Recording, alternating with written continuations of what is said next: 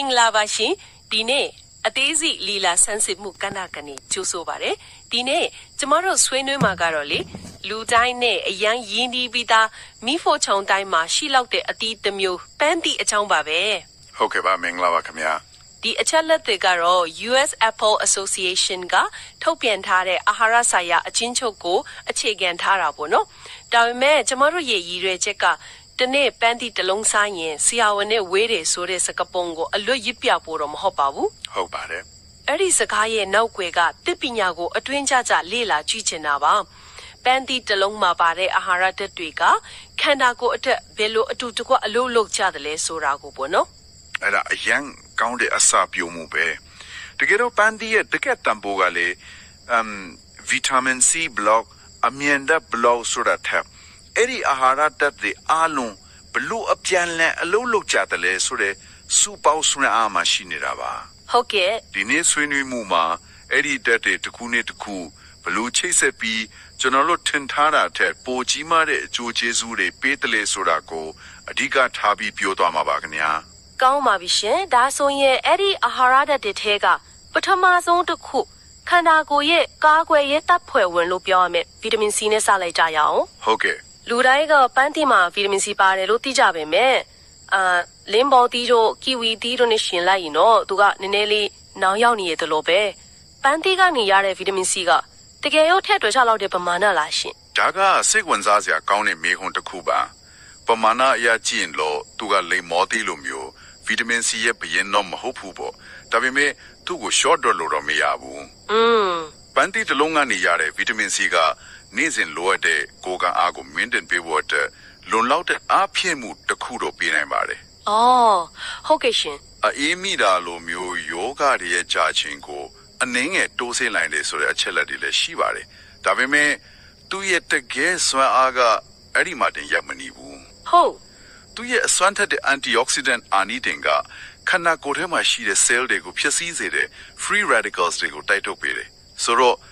ဒါကရေရှည်မှာကင်ဆာတို့နှလုံးရောဂါတို့လူနာတာရှည်ရောဂါတွေဖြစ်နိုင်ခြေကိုလျှော့ချပေးတာပါဆိုလိုတာကသူကအရေးမိတာကိုကာကွယ်ပေးတဲ့တတ်တယောက်တည်းမဟုတ်ပဲခန္ဓာကိုယ်တစ်ခုလုံးရဲ့ရေရှည်တည်တံ့ခိုင်မြဲကိုပါကာကွယ်ပေးနေတဲ့အင်ဂျင်နီယာတယောက်လိုပေါ့တိတိကျကျပါပဲ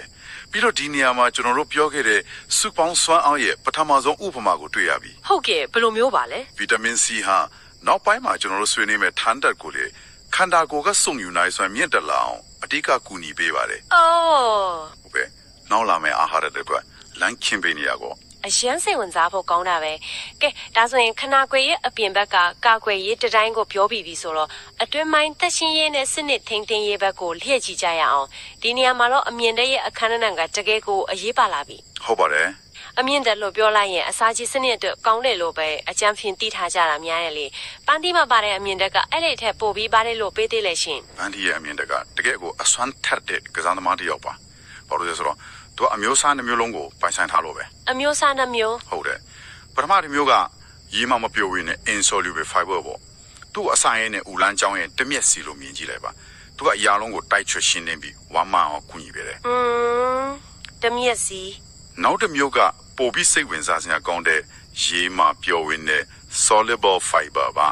သူ့ကိုကြတော့ရေစုပ်ဖို့တူလိုမြင်ကြည့်ပါရေစုပ်ဖို့ဟုတ်တယ်သူကဥထဲရောက်တဲ့အခါဂျယ်လီလိုလွားလေးတစ်ခုဖြစ်သွားပြီးခန္ဓာကိုယ်ရဲ့မကောင်းတဲ့ LDL cholesterol တွေကိုဖမ်းယူဆုပ်ယူထားလိုက်တယ်။အော်။ဒါကြောင့်အဲ့ဒီ cholesterol တွေသွေးကြောထဲမရောက်တော့ဘူး။ဒါဟာနှလုံးကျန်းမာရေးအတွက်တိတ်တဆိတ်ကူညီပေးနေတာပဲ။ဒါဆို soluble fiber က cholesterol ကိုထိန်းချုပ်ပေးတဲ့အပြင်ကျမကြားဖို့တာကသွေးတွင်းတကြားတဲ့ကိုလည်းထိန်းကြီးပေးတဲ့ဆိုအဲ့ဒါကဘယ်လိုအလူးလုံးတာလဲရှင်။ဟုတ်ပါတယ်။အဲ့ဒီဂျယ်လီလိုအလွှာကပဲအစာထဲမှာပါတဲ့ carbohydrate တွေသွေးထဲကိုအမြန်ဆုပ်ယူမသွားအောင်တားဆီးပေးပါတယ်။အာဆိုတော့သွေးတွင်းတရားတက်ကရုတ်တရက်ထိုတက်သွားတာမျိုးမဖြစ်တော့ဘူးတည်တည်ငြိမ်ငြိမ်ပဲရှိနေစေတယ်။ဒါကြောင့်ပန်းတီးစားပြီးရင်ပိုက်ဖြစ်တိမ့်တိမ့်တဲ့ခန်းစားချက်ကိုအကြာကြီးရတာပေါ့နော်။အတိအကျပဲအလွဲတကူပိုက်ပြန်မစားတော့ဘူး။ကော်လေးချိန်ထင်းကျင်တဲ့သူတွေအတွက်ရောစီးချိုယောဂကာကွယ်ခြင်းတဲ့သူတွေအတွက်ပါအရန်ကိုအကျိုးရှိစေတဲ့အချက်ပေါ့ဒါဆိုရင်ခန္ဓာကိုယ်ရဲ့ကာကွယ်ရေးစနစ်တန်ရှင်းရေးစနစ်တွေအကြောင်းပြောပြီးပြီဆိုတော့စွမ်းအင်ထုတ်လုပ်တဲ့စက်ရုံဘက်ကိုဆက်သွားကြရအောင်ကောင်းပါပြီ ပန်းတီတစ်လုံးမှာကာဘိုဟိုက်ဒရိတ်25 gram လောက်ပါတယ်ဆိုတော့အခုခေတ်စားနေတဲ့ low carb diet လို့တဲ့သူတွေအတွက်တော့ဒါကနည်းနည်းတော့မျိုးလုံးပြူစရာကင်းကနန်းပဲပန်းတီမှာပါတဲ့တကြားဓာတ်ကတကြားလုံးတစ်လုံးမှာပါတဲ့တကြားဓာတ်နဲ့ဘာများကွာခြားလို့လဲရှင်အဲ့ဒါကကာဘိုဟိုက်ဒရိတ်နဲ့ပတ်သက်ပြီးလူတွေအထင်မြင်လွဲတဲ့ဆုံးအချက်တစ်ခုပဲကွာခြားချက်ကအမျိုးအစားနဲ့တွဲဖက်ပါဝင်မှုမှာရှိပါတယ်တွဲဖက်ပါဝင်မှုဟုတ်တယ်တကြားလုံးဒါမှမဟုတ်အချိုးရည်တစ်ခွက်မှာပါတဲ့တကြားကတန်ဆင်ထားတဲ့တကြားနဲ့ချေပဲခနာကိုယ်ထဲရောက်တာနဲ့ချက်ချင်းစွန့်ရင်အဖြစ်ပြောင်းသွားပြီးတွေ့တဲ့ကတကြားတက်ကိုမီးပုံနဲ့တက်စီလောင်းလိုက်တယ်လို့ပဲဝုန်းနဲ့ထိုးချက်သွားစေတယ်။ပြီးရင်အဲ့ရှင်နဲ့ပဲပြန်ကြလာလို့မှန်ပါတယ်လူကပူပြီးနုံးချီသွားတတ်တယ်ပန်းတီမှာကြတော့အဲ့ဒီကာဘိုဟိုက်ဒရိတ်နဲ့အတူကျွန်တော်တို့စောစောကပြောခဲ့တဲ့အမြင်တက်ဆိုတဲ့ break ကအတူတူပါလာတယ်။အော်အဲ့ဒီ soluble fiber ကတကြားထစွန့်ယူမှုကိုနေခွေစီတယ်ဆိုတဲ့အချက်နဲ့ပြန်ချိတ်ဆက်သွားတာပေါ့အတိအကျပဲအဲ့ဒီတော့ပန်းတီကနေရတဲ့စွမ်းအင်ကတောင်တက်သမားတယောက်လိုပဲအရှိန်မှန်မှန်တီတီငင်ငင်နဲ့ခီးရှည်သွားနိုင်တဲ့စွမ်းအင်မျိုးကိုပေးပါတယ်ဟုတ်ကဲ့ဒါကြောင့်နေ့လေဘက်အလုံးမှာအာယုံစူးစိုက်မှုကျလာတဲ့အခါကော်ဖီတစ်ခွက်တိုးအချိုကူကူစားမယ်အစားပန်းတီတစ်လုံးစားလိုက်တာကတီငင်ပြီးကြားရှည်ခံတဲ့စွမ်းအင်ကိုပေးစွမ်းနိုင်မှာပါအဲ့ဒီစွမ်းအင်စက်ရုံလဲပတ်ဖို့အတွက်လောစာဖစ်တဲ့ကာဘိုဟိုက်ဒရိတ်အပြင်အောက်ဆီဂျင်တည်ပေးမဲ့သူလဲလိုသေးတယ်ထင်တယ်ဟုတ်တယ်ဒီနေရာမှာတန်တက်ရဲ့အခန်းငနာကယော့လာပြီးမို့ဒါပေမဲ့ပန်းတီမှာပါတဲ့တန်တက်ပမာဏကအရန်ကိုနဲတယ်လို့ဆိုထားတော့ဒါကတကယ်ပဲထိရောက်မှုရှိရလားရှင်ပမာဏတစ်ခုတည်းကိုကြည့်ရတော့နဲတယ်လို့ထင်နိုင်ပါတယ်ဒါပေမဲ့ဒီနေရာမှာပဲပန်းတီရဲ့စူပေါင်းစွာကနောက်တစ်ကြိမ်ပေါ်လာပြန်ရောအော်ဟုတ်ပြီမမီလာကျွန်တော်တို့အစပိုင်းမှာပြောခဲ့တဲ့ဗီတာမင်စီကတန်တက်ဆုပ်ယူမှုကိုအားပေးတယ်ဆိုတာလေဟုတ်ကဲ့မမိပါတယ်တော့တချောင်းလိုပဲဆိုတာအဲ့ဒါဘောပန်းတီးတဲ့နာအဲ့ဒီနှစ်ခုကအတူတူပါလာတော့ပမာဏနဲ့တဲ့တန်တက်ကိုတောင်ခန္ဓာကိုယ်ကအပြည့်အဝအကျိုးရှိရှိဆုပ်ယူသုံးစွဲနိုင်အောင်ထည့်သွားတယ်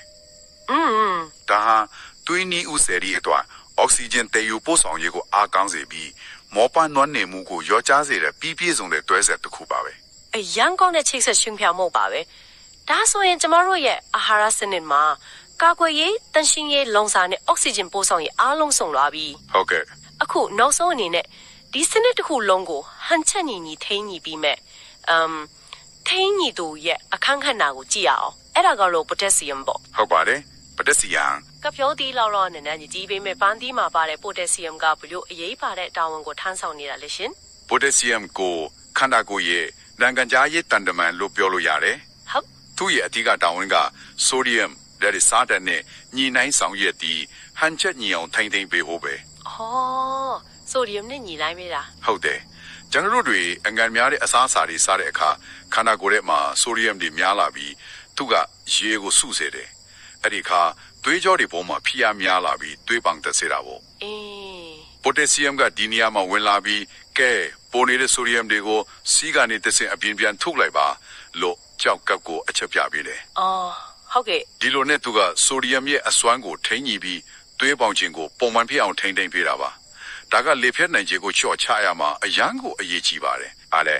ဒါအပြင်သူကအယိုးတိတ်သေးစားလို့ထိန်းသိမ်းဖို့နဲ့ကြောက်ကပ်မှာကြောက်တီနိုင်ခြင်းကိုလျှော့ချဖို့လဲထောက်ကူပြုတယ်လို့ချက်လက်ဒီမှာဖော်ပြထားတယ်ဟုတ်ကဲ့ဆိုတော့သူကခန္ဓာကိုယ်ရဲ့စနစ်များစွာအတွက်တိတ်ဆိတ်ငြိမ်သက်စွာနဲ့အရေးကြီးတဲ့ထိန်းညှိမှုတွေကိုလှုပ်ဆောင်ပေးနေတဲ့အရာတစ်ခုပါပဲကဲဒီနေ့ဆွေးနွေးခဲ့တာဒီကိုအားလုံးပြန်ချုပ်ကြည့်လိုက်ရင်တော့ပန်းတီတစ်လုံးရဲ့အစွမ်းဆိုတာအာဟာရတစ်ခုချင်းစီရဲ့စာရင်းသက်သက်မဟုတ်ဘူးဆိုတာရန်ကိုရှင်းသွားပါပြီမှန်ပါတယ်ဒါပြည့်စုံတဲ့ဂေဟစနစ်တစ်ခုလိုပဲကိုခန္ဓာအတွက်ဗီတာမင်စီကတန်တဆုပ်ယူမှုကိုအားပေးလေဟုတ်တယ်အမြင့်တက်ကကာဘိုဟိုက်ဒရိတ်ကနေရတဲ့စွမ်းရည်ကိုတည်ငြိမ်အောင်ထိန်းချုပ်ပေးပြီးကိုလက်စထရောကိုပါရှင်းလင်းပေးတယ်ပိုတက်ဆီယမ်ကသွေးပေါင်ချိန်ကိုထိန်းညှိပေးတယ်အားလုံးကတစ်ခုနဲ့တစ်ခုချိတ်ဆက်ပြီးအလုပ်လုပ်နေကြတာပဲအထီးကြပါပဲဒါဟာအစအစတစ်ခုလုံးကိုစားသုံးခြင်းရဲ့အရေးပါပုံကိုပြနေတာပါကျွန်တော်တို့ကဗီတာမင်စီဆေးပြားတစ်လုံးတောက်လိုက်တာနဲ့ပန်းတီတစ်လုံးစားလိုက်တာကလုံးဝမတူပါဘူးအော်ဟုတ်ပန်းတီထဲမှာအဲ့ဒီဗီတာမင်စီကိုပေါ်ပြီးအစွမ်းထက်အောင်ပေါ်ပြီးအကျိုးရှိအောင်လုပ်ပေးမယ်တခြားသောသွေးဖက်တတ်တဲ့အများကြီးပါဝင်နေလို့ပါပဲဟုတ်ကဲ့ရှင်ဒါကြောင့်နေ့စဉ်စားသုံးမှုထဲမှာလွယ်လွယ်ကူကူထည့်သွင်းနိုင်တယ်ဒီရိုးရှင်းတဲ့အသီးတစ်မျိုးကလလုံးသွင်းကြောစင်းတဲ့ကနေအစာကြီးစင်းတဲ့ကိုခန့်အားစင်းတဲ့အထိခန္ဓာကိုယ်ရဲ့အဓိကစနစ်ကြီးတွေအားလုံးကိုတပြိုင်နက်တည်းထောက်ပံ့ပေးနေတာဖြစ်ပါတယ်ဒီဆွေးနွေးမှုကနေကျွန်မစိတ်ထဲမှာစဉ်းစားစရာအတွေ့အကြုံတစ်ခုတော့ရလာတယ်ဒီ ဒီနေ့ကျမတို့လီလာဟဲတဲ့အချက်လက်တွေကရေဖွေပန်းတီအစိမ့်တစ်လုံးရဲ့အာဟာရကိုအခြေခံထားတာဆိုတော့ ဟုတ်ပါတယ်ဒီတော့ဒီနေရာကနေဆက်ပြီးစဉ်းစားစရာမေးခွန်းတစ်ခုထွက်လာတာကတော့ပန်းတီမျိုးစားမတူရင်ကော ဟုတ်တယ် ဥပမာအချင်းတက်များတဲ့အစိမ်းရောင် Granny Smith ပန်းတီတစ်လုံးနဲ့ချိုမြဲအနီးရောင် Fuji ပန်းတီတစ်လုံးမှာဒီအာဟာရတက်တည်းရဲ့ပါဝင်မှုနဲ့စူပေါစွမ်းအားကဘယ်လိုများကွာခြားသွားနိုင်မလဲ ဟုတ်တယ်ပြီးတော့ချက်ပြုတ်မလိုက်ရင်ကော အဲ့ဒါပေါ့ပန်းတီကိုအစိမ်းစားတာနဲ့မိဖို့စားတာဖြောရည်လောက်တောက်တမ်းမျိုးမှာကောဒီအကျိုးအာနိသင်တွေဘယ်လိုပြောင်းလဲသွားနိုင်မလဲ ဟုတ်ကဲ့ ရုပ်ရှင်နဲ့အစားအစာတစ်ခုမှတော့မှကျွန်တော်တို့ဘယ်လိုပြင်းစင်နဲ့ဘယ်လိုစားသုံးလဲဆိုတဲ့အပေါ်မူတည်ပြီးခန္ဓာကိုယ်ပေါ်တက်ရောက်မှုကအမျိုးမျိုးပြောင်းလဲသွားနိုင်တယ်ဆိုတဲ့အချက်ကကျွန်တော်တို့ကိုအမြဲတမ်းပို့ပြီးလေ့လာစူးစမ်းခြင်းစိတ်ချက်စစ်တဲ့အချက်တစ်ခုပါပဲ